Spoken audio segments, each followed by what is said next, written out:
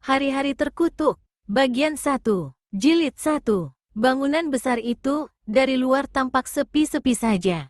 Satu-satunya penerangan hanya sebuah lampu minyak yang berkelap-kelip, di bawah cucuran atap dekat pintu masuk yang berada dalam keadaan tertutup.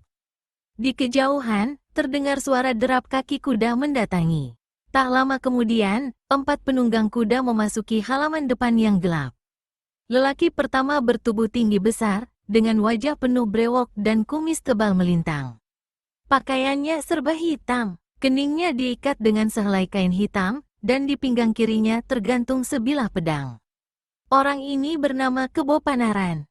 Dari gerak-geriknya, kelihatannya dia yang menjadi pemimpin dari rombongan yang baru datang ini. Orang kedua bernama Bargaspati, bertubuh gemuk, berkepala botak plontos. Mukanya selalu berminyak, baju dan ikat kepalanya serba merah. Di balik baju merahnya, dia membekal sebuah celurit besar. Lelaki ketiga berbadan kurus kering, tapi tinggi jangkung. Kulitnya sangat pucat, tidak beda mayat. Dia mengenakan pakaian dan ikat kepala warna biru. Di pinggangnya melingkar sebuah rantai besi yang rupanya menjadi senjatanya. Manusia satu ini dikenal dengan nama Tunggul Anaprang. Orang terakhir bernama Legok Ambengan, mengenakan baju dan celana serta ikat kepala warna hijau. Tubuhnya bungkuk, dan di pinggangnya kiri kanan tersisip sepasang golok pendek. Belum sempat keempat orang ini turun dari kuda masing-masing, dari samping kiri kanan bangunan besar yang kelihatan sepi itu, tiba-tiba muncul 5 orang berpakaian seragam hitam dan bertubuh rata-rata tinggi besar. Kelimanya membekal golok besar di pinggangnya masing-masing. Walau 4 penunggang kuda yang datang memiliki tampang sangar, namun 5 orang berseragam hitam itu kelihatannya tidak menaruh rasa jerih. Malah salah seorang dari mereka, sambil bertolak pinggang, menegur. Namanya Ranggas. Kalian berempat, kami lihat baru sekali ini datang kemari. Betul, 4 penunggang kuda saling pandang satu sama lain, lalu sama-sama menyeringai. Yang di ujung sebelah kanan, yaitu Bargaspati, berkata perlahan pada kawan di sampingnya. Tunggul, kau jawab saja pertanyaan monyet itu. Tunggul Anaprang lalu membuka mulut. Kami berempat memang baru sekali ini kemari. Kenapa kau bertanya? Apa kau yang punya tempat ini? Aku dan kawan-kawan bertanggung jawab atas keamanan di tempat ini. Bagi orang-orang baru ada aturannya sendiri, jawab orang berbaju hitam yang masih tegak sambil bertolak pinggang. Pertama, turun dari kuda masing-masing. Orang-orangku akan membawa binatang itu ke halaman belakang. Begitu. Bagus juga pelayanan di tempat ini, kata Kebo Panaran. Dia memberi isyarat pada kawan-kawan. Keempat orang ini lalu turun dari atas kuda. 2 orang anak buah si baju hitam memegang tali-tali kekang kuda, lalu menuntun bintang itu ke halaman belakang. Sekarang kalian harus menyerahkan uang keamanan. Cukup sekali ini saja. Lain kali kalian datang tidak perlu. Legok Ambengan berpaling pada Kebo Panaran. Kebo Panaran kedipkan matanya. Berapa besarnya uang keamanan itu? Bertanya Legok Ambengan kemudian. 1/5 dari jumlah uang yang kalian bawa. Keluarkan semua isi kantong kalian, jawab Ranggas. Kami sama sekali tidak membawa uang, kata Kebo Panaran, lalu tertawa gelak-gelak. 3 kawannya ikut-ikutan tertawa. Merasa dipermainkan, Ranggas jadi marah. Jika kalian tidak punya uang, lekas angkat kaki dari sini. Kuda-kuda kalian kami tahan. Begitu, ujar Kebo Panaran, sambil usap-usap brewoknya. Mulai saat ini, kau dan teman-temanmu dipecat sebagai penjaga keamanan di tempat ini. Lekas minggat dari hadapanku. Terkejutlah Ranggas mendengar ucapan Kebo Panaran itu. Rasa terkejut ini disertai juga dengan gejolak amarah. Karenanya, Ranggas langsung melompati Kebo Panaran sambil melayangkan tamparan. Sesaat lagi tamparan itu akan melanda muka Kebo Panaran dengan keras, tiba-tiba dari samping satu tangan mencekal lengan Ranggas. Sekali sentak saja, tubuh Ranggas terpuntir terbungkuk-bungkuk, membuatnya meringis kesakitan. 2 orang anak buah kepala keamanan itu berteriak marah melihat atasan mereka diperlakukan seperti itu. Tanpa banyak bicara lagi, keduanya mencabut golok di pinggang masing-masing, terus membabat ke arah si gemuk botak Bargaspati yang tengah memelintir lengan Ranggas.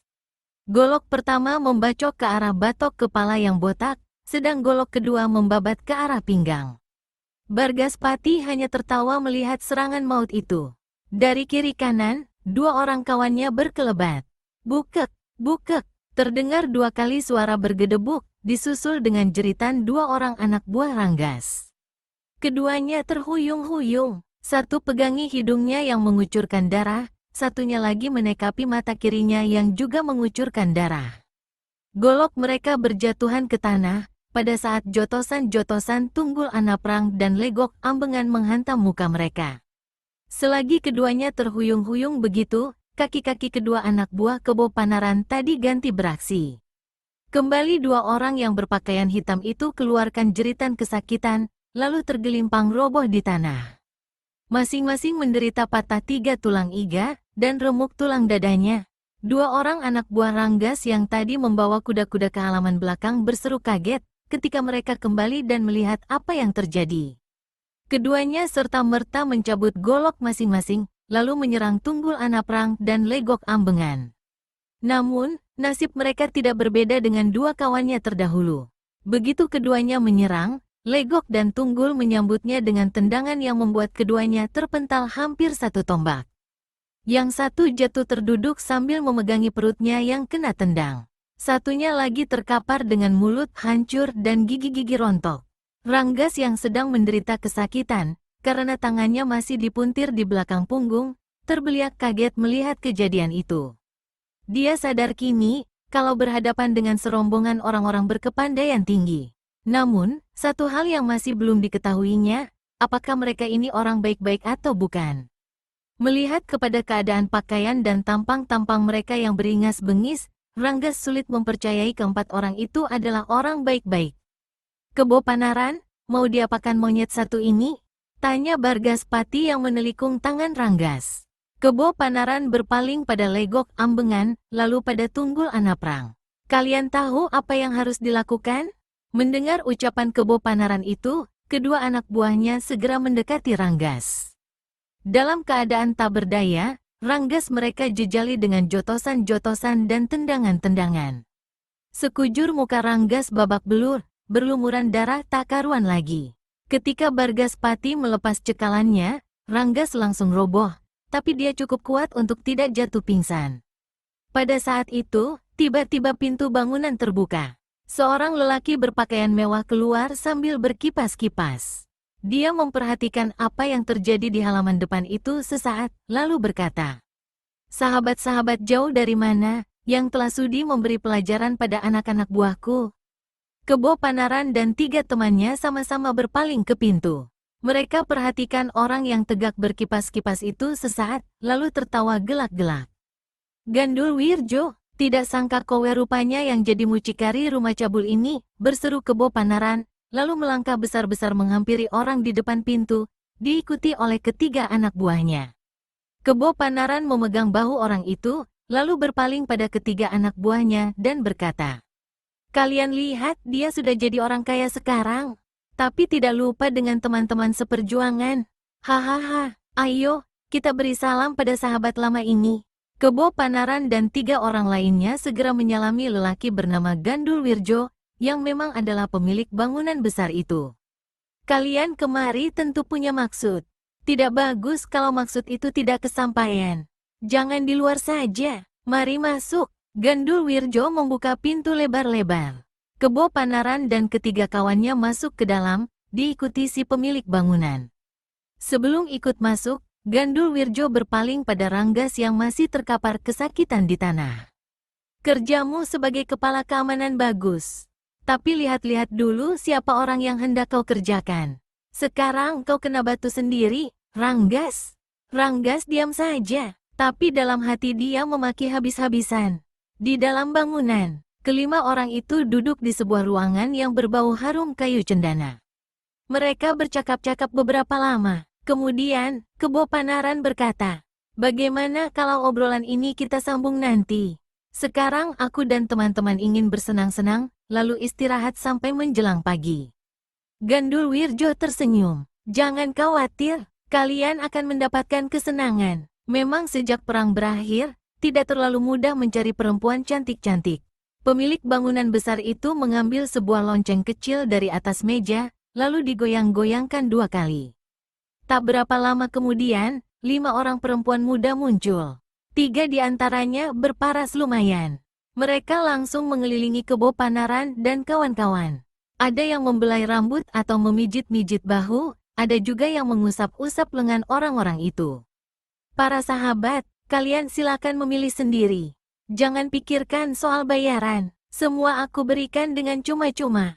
Demi persahabatan kita di masa lalu dan di masa mendatang. Kebo Panaran memilih perempuan yang bertubuh ramping dan ada tahi lalat di dagu kirinya. Bargaspati menarik lengan perempuan berkebaya biru yang dadanya montok luar biasa. Satu demi satu, perempuan-perempuan itu membawa tamu mereka ke kamar masing-masing. Tinggal kini Tunggul Anaprang. Dia masih duduk memandangi 2 orang perempuan yang tegak di hadapannya. Tak satu pun dari kedua perempuan ini cocok dengan seleranya. Tunggul, kau tunggu apa lagi? Pilih salah satu, atau otak kotormu mungkin mau berbuat macam-macam. Membawa keduanya sekaligus ke dalam kamar, bertanya Gandul Wirjo. Tunggul Anaprang menggeleng. Tak satu pun yang kusuka. Matamu terbalik, sahabatku. Kedua perempuan ini tidak jelek dan masih muda-muda, kata Gandul Wirjo pula.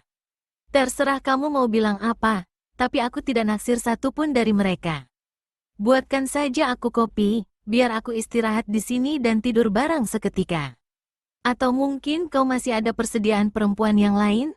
Gandul Wirjo menyuruh masuk kedua perempuan pelacur yang masih berdiri di tempat itu. Setelah keduanya masuk ke dalam, pemilik rumah pelacuran yang sekaligus menjadi mucikari itu berkata pada Tunggul Anaprang. Dulu, di masa sebelum dan di waktu peperangan, kau adalah sahabatku paling dekat.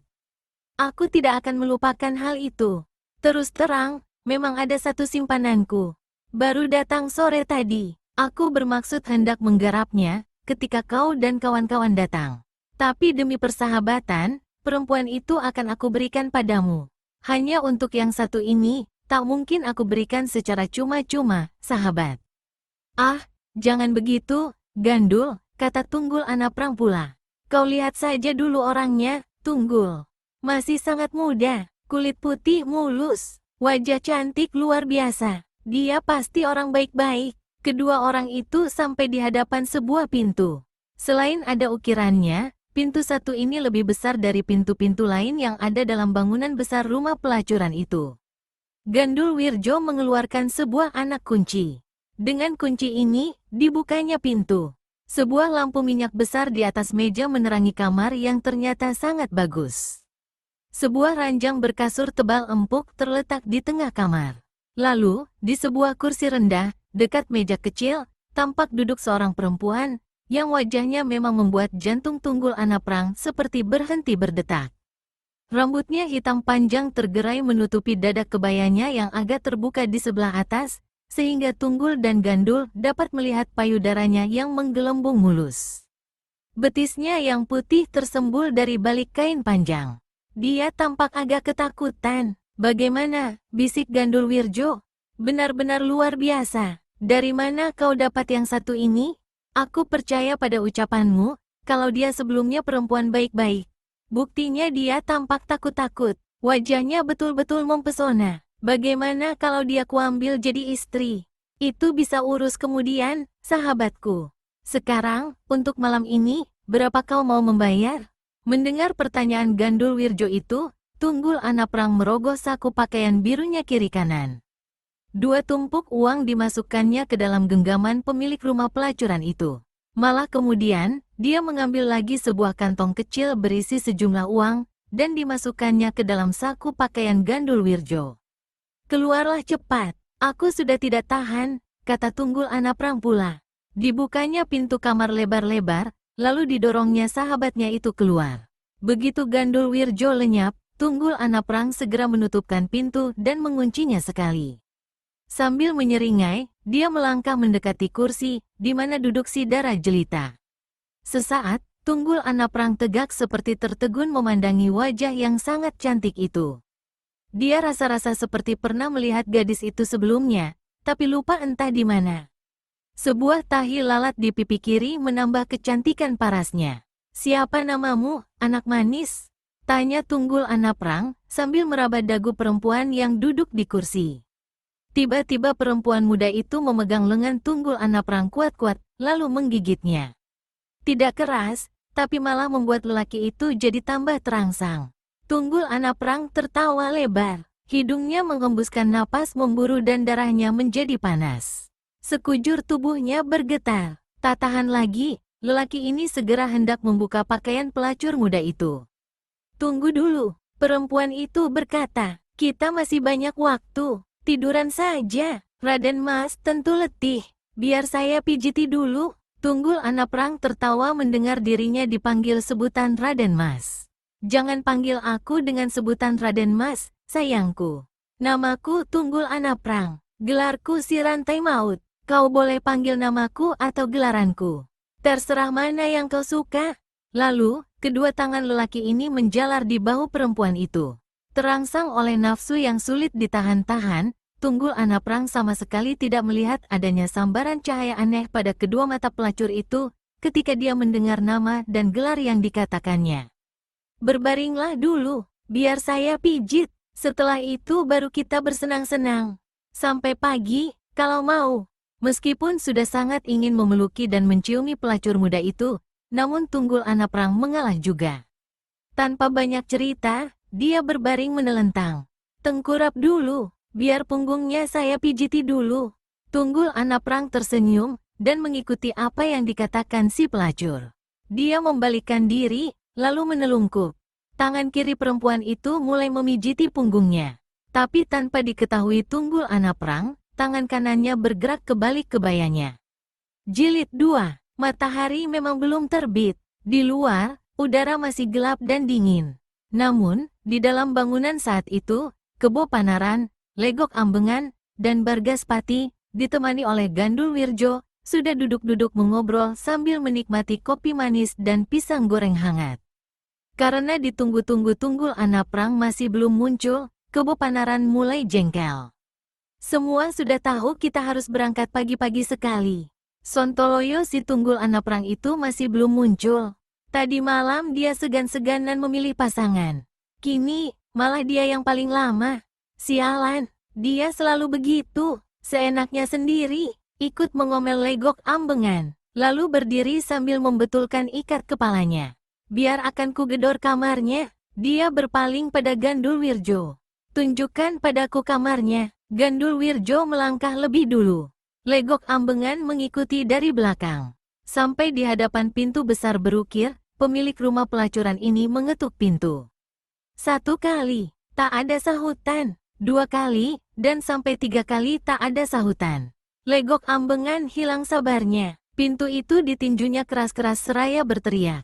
Tunggul, keparat kau, lekas bangun, kita harus segera berangkat. Meski sudah digedor dan diteriaki seperti itu, tetap saja dari dalam kamar tidak ada jawaban. Gila, masakan dia tidur begitu pulas, hingga tidak terbangun oleh gedoranku, maki Legok Ambengan. Memang aneh, kata Gandul Wirjo pula. Kalau Tunggul tidak terbangun, masakan perempuan yang ada bersamanya juga tidak terbangun. Akan ku gedor dan ku panggil sekali lagi. Kalau tidak ada jawaban, pintu ini akan ku dobrak, kata Legok Ambengan pula. Jangan didobrak, rusak pintuku. Pintu ini mahal, dan ini kamar tidurku yang dipakainya. Peduli setan, jawab Legok Ambengan. Dia kembali menggedor dan berteriak lebih keras. Tapi seperti tadi, tak ada suara jawaban.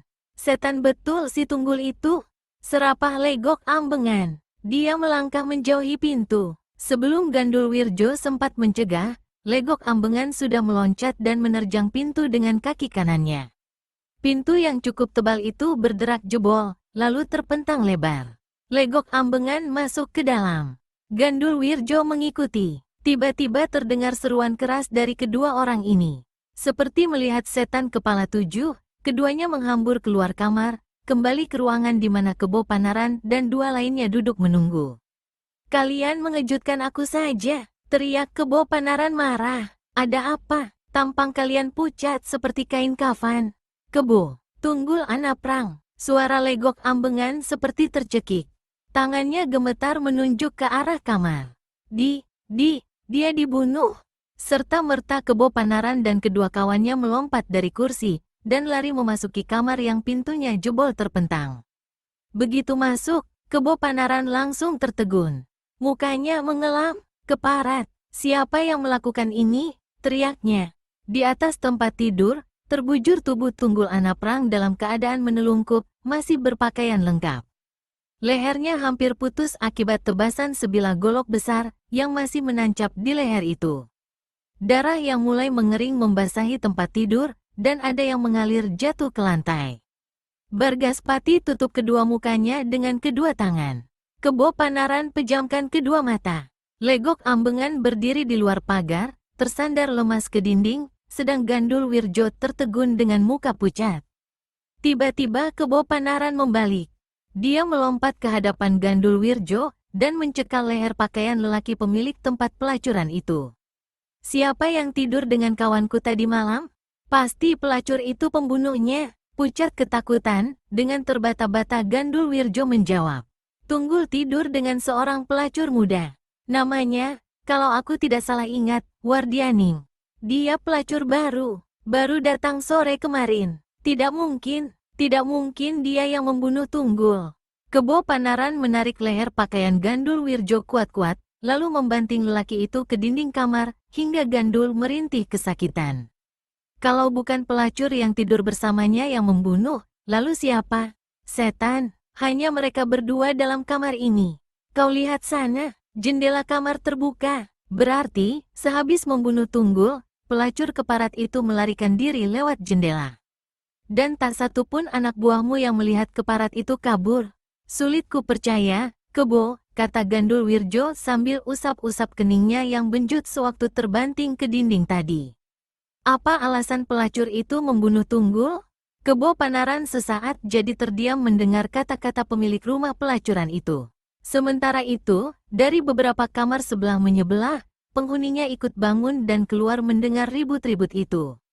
Mereka semua mundur menjauh, ketika menyaksikan mayat Tunggul Anak Perang yang masih ditancapi golok itu.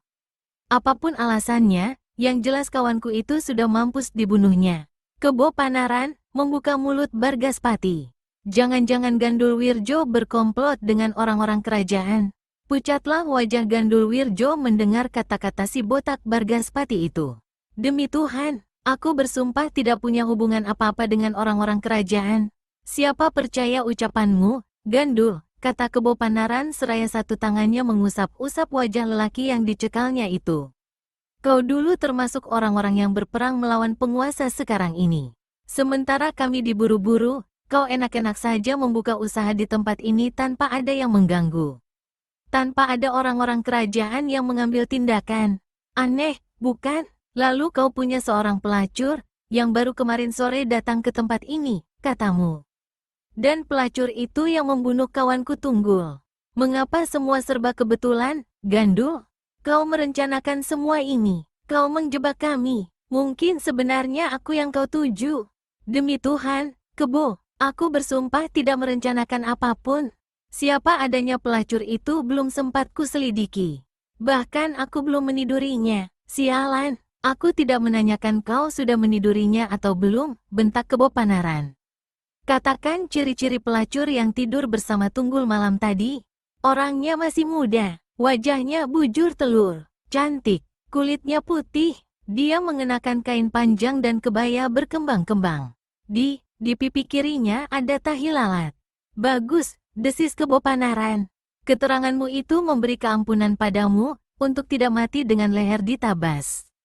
Tangan kanannya bergerak ke pinggang. Gandul Wirjo melihat golok keluar dari sarungnya. Dia berteriak, Kebo, jangan. Aku benar-benar tidak ada sangkut paut dengan kematian Tunggul. Ah, ucapan pemilik rumah pelacuran itu terputus, begitu golok di tangan kanan Kebo Panaran amblas masuk ke dalam perutnya. Sepasang mata Gandul Wirjo membeliak, seperti hendak melompat dari sarangnya. Mukanya sesaat merah, lalu berubah menjadi pucat. Dia merasakan panas darahnya sendiri keluar mengucur, dari perutnya yang robek besar. Kebo Panaran dorong sosok tubuh Gandul Wirjo hingga terlempar ke kaki tempat tidur. Lalu dia berpaling pada Legok Ambengan. Kau ahli mencari jejak. Bangsat pembunuh itu harus dapat kita kejar. Legok Ambengan mengangguk. Kita harus berangkat sekarang juga. Pelacur itu pasti sudah lari jauh. Kebo Panaran, Legok Ambengan, dan Bargaspati segera keluar dari rumah besar itu. Di luar, udara masih gelap. Legok Ambengan, yang memang memiliki keahlian mengusut segala macam jejak, memperhatikan keadaan halaman samping dekat jendela kamar, di mana Tunggul Anak Perang dibunuh. Di bawah penerangan lampu minyak, matanya yang tajam melihat adanya bekas-bekas jejak kaki, walaupun hampir tidak kentara. Jejak-jejak kaki ini menuju ke kandang kuda. Orang itu melarikan diri dengan kuda. Kelihatannya ke arah timur, kata Legok Ambengan. Kalau begitu, segera kita kejar ke arah timur, kata Kebo Panaran pula. Ketiga orang ini lari ke kandang kuda. Lihat, kuda kita hanya tinggal 3. Berarti yang seekor lagi disambar pembunuh itu. Sialan, kudaku yang dicurinya. Saking marahnya, Kebo Panaran memukul tiang kandang kuda hingga patah. Jilid 3. Perlahan-lahan, udara mulai terang, walau dinginnya malam masih menusuk menjelang pagi itu. Ketika sang surya muncul menerangi jagat dan keadaan jadi terang benderang, untuk pertama kalinya Kebo Panaran melihat segulung kertas tergantung dekat buntalan barang di leher kudanya. Kertas itu berwarna putih, tetapi penuh dengan noda-noda darah. "Hei, kertas apa ini?" bertanya Kebo Panaran dalam hati. Merasa tidak enak, lalu dia berseru, "Kawan-kawan, berhenti dulu, ada apa, Kebo?" tanya Bargaspati seraya menghentikan lari kudanya. Legok Ambengan ikut menghentikan kuda tunggangannya. Kedua orang ini sama memandang pada orang yang jadi pemimpin mereka itu. Kebo Panaran menunjuk pada gulungan kertas yang tergantung di leher kuda. "Aku tidak tahu benda apa ini. Tapi sebelumnya, gulungan kertas ini tidak ada di sini." Bargaspati usap kepala botaknya. "Coba kau ambil saja, dan buka gulungannya.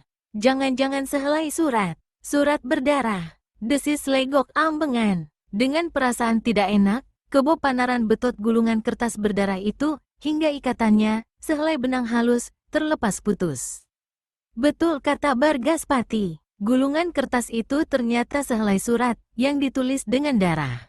Walau tulisan di atas kertas begitu buruk, mungkin terburu-buru waktu ditulisnya, namun Kebo Panaran masih bisa membacanya dengan jelas. "Surat ini kutulis dengan darah salah seorang dari kalian. Aku tidak akan berhenti sampai kalian berlima kuhabisi. Roh suamiku akan mengejar kemanapun kalian pergi. Kalian tidak ada tempat untuk lari." Paras Kebo Panaran sesaat tampak pucat. "Ada apa, Kebo?" tanya Bargaspati. "Berikan padaku surat itu," kata Legok Ambengan pula. Kebo Panaran menyerahkan kertas yang dipegangnya pada kawannya itu. Bargaspati mendekatkan dirinya pada Legok Ambengan. Kedua orang ini kemudian sama-sama membaca isi surat yang ditulis dengan darah itu.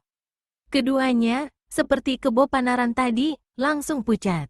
Membaca isi surat itu, kata Kebo Panaran, setelah coba menenangkan diri. Yang menulisnya, tidak bisa tidak, adalah Antini, istri Lord Kameswara. Tapi bagaimana aku bisa mempercayainya?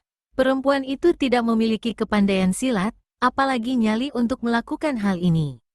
Membunuh Tunggul Anak Perang, lalu melenyapkan diri dengan meninggalkan surat berdarah ini. Dalam waktu 3 bulan, segala sesuatunya bisa terjadi. Mungkin perempuan itu berguru pada seorang pandai. Setelah memiliki bekal ilmu yang cukup, dia lalu turun tangan melakukan balas dendam terhadap kita. Korban pertamanya telah jatuh, kawan kita, Tunggul Anak Perang. Omonganmu membuat aku lebih sulit percaya, Bargaspati, menyahut Kebo Panaran. Nyatanya dia bisa membunuh Tunggul. Dia bukan saja punya nyali dan ilmu, Kebo, tapi bekerja dengan memakai otak. Dia bisa menyamar jadi pelacur. Mungkin dibantu oleh Gandul Wirjo, mungkin juga tidak. Kurasa kita telah berbuat satu kesalahan, kata Legok Ambengan. "Apa maksudmu?" tanya Kebo Panaran sambil memandang tajam pada kawannya itu. "Pada peristiwa 3 bulan lalu itu, seharusnya perempuan itu kita habisi sekalian. Tak ada saksi atas perbuatan kita. Tak akan ada yang balas dendam," jawab Legok Ambengan pula. Bargaspati usap-usap lagi kepala botaknya. Kalau ingat peristiwa itu, Justru sebenarnya kita tidak boleh berlaku sekeji itu. Lord Kameswara adalah bekas pimpinan yang kita hormati. Tutup mulutmu, Bargaspati, hardik Kebopanaran. Aku tidak suka mendengar kau bicara begitu. Semua sudah terjadi, kita bersama yang melakukannya. Kenapa sekarang harus disesali? Kau sendiri meniduri perempuan itu sampai beberapa kali. Ingat, Bargaspati terdiam. Kebopanaran lantas kembali membuka mulut. Sampai saat ini, ada satu teka-teki yang belum terjawab. Lenyapnya sahabat kita, Ambar Parangkuning. Perempuan itu menghilang beberapa saat setelah peristiwa di rumah Lord Kameswara. Di mana dia sekarang? Tidak satu pun dari kita yang tahu. Apakah dia berkomplot dengan istri Lord Kameswara? Kalau hal itu, sulit ku percaya. Ambar terlibat bersama kita. Bagaimana mungkin dia berkomplot dengan Antini? Ujar Bargaspati. Betul sekali, Kebo. Hal itu tidak masuk akal, berkata Legok Ambengan. Tapi sudahlah, kita tak perlu berdebat. Orang yang kita kejar tentu sudah tambah jauh. Sebaiknya kita teruskan pengejaran. Menurut penglihatanku, Antini atau siapapun dia melarikan diri menuju ke timur. Jika kita mengambil jalan lurus, kita akan sampai di sebuah bukit kecil. Di balik bukit itu ada sebuah kali besar. Antara tempat ini ke kali besar itu ada jalan liar. Bukan mustahil si pembunuh menempuh jalan itu. Sebab, jika dia memang istri Lord Kameswara, perempuan itu tidak tahu betul seluk-beluk daerah ini. Dia pasti mengikuti jalan yang sudah sering dilalui orang sebelumnya. Kurasa kita bisa mengambil jalan memintas dan memotong arah larinya. Aku dan Bargaspati mengikuti apa katamu saja, Legok Ambengan, kata Kebopanaran. Makin cepat kita menempuh jalan memintas yang kau katakan itu, makin bagus. Kita berangkat sekarang saja, kau jalan di depan. Tapi, ucapan Kebopanaran terhenti. Aku khawatir, jangan-jangan Ambar Parangkuning sudah jadi korban pula. Dibunuh istri Lord Kameswara,